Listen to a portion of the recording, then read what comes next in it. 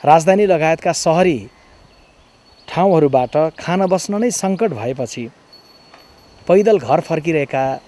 नागरिकहरूलाई बीच बाटोमा अलपत्र पर्न नदिएर ठाउँ ठाउँमा खाने र बस्ने व्यवस्था, पिउने व्यवस्था गराइरहनुभएका नेपाली काङ्ग्रेस पार्टीका साथीहरूलाई र स्थानीय तहमा रहेको निर्वाचित नेतृत्वलाई बैठकले सराहना गरेको छ। उहाँहरूलाई यसका लागि प्रशंसा गरेको छ बैठकले। र सँगैमा सरकारलाई चाहिँ अप्ठ्यारोमा परिरहेका नागरिकहरू जो आफ्नो वासस्थान अहिलेको वासस्थानबाट आफ्नो घर फर्किन चाहनुहुन्छ उहाँहरूको लागि सुरक्षित ढङ्गले जाने व्यवस्था गर्नका लागि बैठकले माग गरेको छ। सरकारले व्यवस्थापन गर्न ढिलाइ गरिरहँदै गर्दा कहीँ पनि कसैलाई पनि बाटोमा भोको पर्न नदिन नेपाली काङ्ग्रेस पार्टीका साथीहरूलाई बैठकले अपिल गरेको छ। बैठकले दोस्रो निर्णयको रूपमा केन्द्र र प्रदेश सरकारले घोषणा गरेको राहतको कार्यक्रमहरू अझै पनि लक्षित समक्ष नपुगिसकेको पुर्याउने कुराको सन्दर्भमा तीव्रता सरकारले दिनुपर्ने, स्थानीय तहमा पुर्याउने कुरामा गम्भीरता राख्नुपर्ने, द्रुत गतिले काम गर्नुपर्ने अपिल गरेको छ। आजको बैठकले देशभरिबाट प्राप्त विवरणहरूको आधारमा सत्तारूढ दलले विजय हासिल गरेका कतिपय स्थानीय तहमा राहत वितरणमा पक्षपातपूर्ण व्यवहार भएको भन्ने विषयलाई गम्भीरतापूर्वक लिएको छ र राहत वितरणको कार्यलाई चाहिँ न्यायोचित, पारदर्शी र व्यवस्थित बनाउन आग्रह गर्दै बैठकले स्थानीय तहमा सर्वदलीय अनुगमनको व्यवस्था गर्नका लागि पनि माग गरेको छ। बैठकले यसबीचमा सरकारले अलिअघि लिएर आएको राहतलाई अपुरो रहेको ठहर गर्दै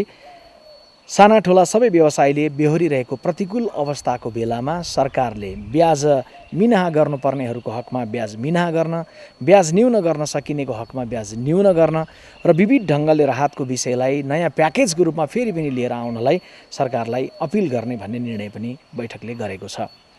विदेशमा रहेका नेपालीहरूका बारेमा बैठकले केही महत्त्वपूर्ण निर्णयहरू गरेको छ। खास गरी श्रमिक विदेशमा कार्यरत र अप्ठ्यारोमा परेका विद्यार्थीलाई पर्याप्त राहत नपुगेको भन्ने विवरण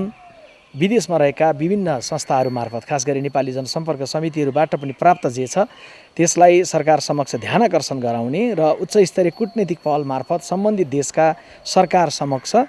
पहल गर्नका लागि सरकारलाई अपिल गर्ने र नेपाली दूतावासहरू मार्फत र नेपाली जनसम्पर्क समितिहरू मार्फत गैर आवासीय नेपाली महासङ्घ लगायत विदेशमा रहेका विभिन्न सङ्घ संस्था मार्फत राहतको अभियानलाई व्यवस्थित बनाउनलाई अपिल गर्ने र सबै नेपालीलाई साझा मनोभावका साथ कार्य गर्नलाई अपिल गर्ने भन्ने निर्णय पनि आजको बैठकले गरेको छ। त्यस्तै अप्ठ्यारोमा परेका नेपालीलाई विदेशबाट उद्धार गर्नका लागि आवश्यक अध्ययन र तयारी सुरु गर्नलाई पदाधिकारीको बैठकले नेपाल सरकारलाई अपिल र आग्रह गरेको छ। महाकाली पारी धारचुला आइपुगेका नागरिक र सीमा नाकामा अन्यत्र पनि आएर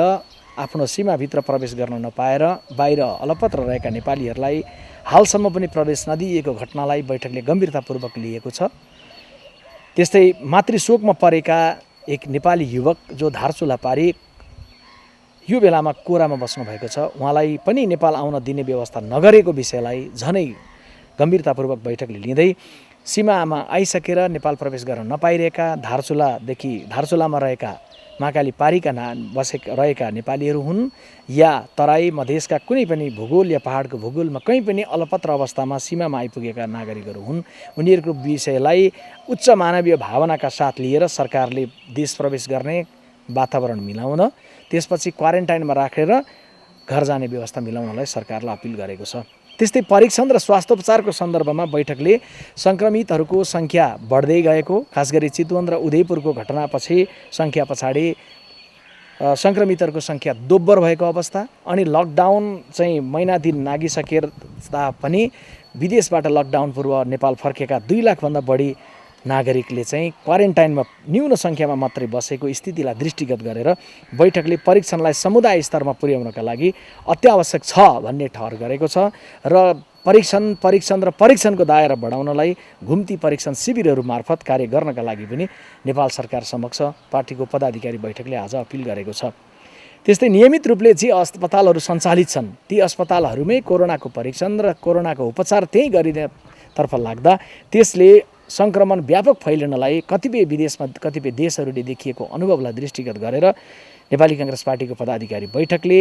कोरोना उपचारको लागि अलग रूपमा चाहिँ सेन्टरहरू केन्द्रहरूको व्यवस्था गर्नका लागि पनि सरकारलाई अपिल गरेको छ। त्यस्तै मानिसको मृत्यु कोरोनाको रोगले मात्रै हुँदैन, अन्य रोगका कारण पनि मानिसको मृत्यु हुन्छ। यस बीचमा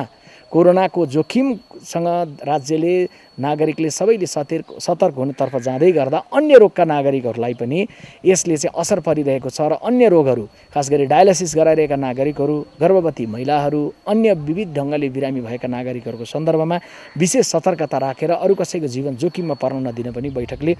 सरकारलाई अपिल गरेको छ। त्यस्तै बैठकले फ्रन्टलाइनमा रहेर कार्य गरिरहेका स्वास्थ्य कर्मीहरूलाई कुनै पनि ढङ्गले कसैले पनि हतोत्साहित गर्ने कार्य आपत्तिजनक हुने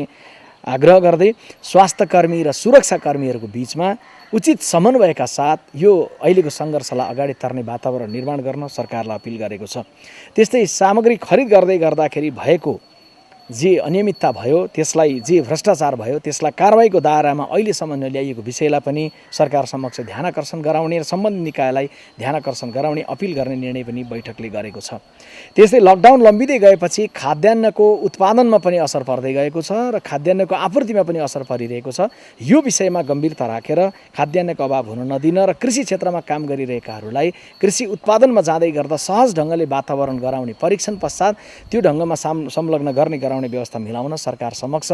पार्टी पदाधिकारी बैठकले अपिल गरेको छ।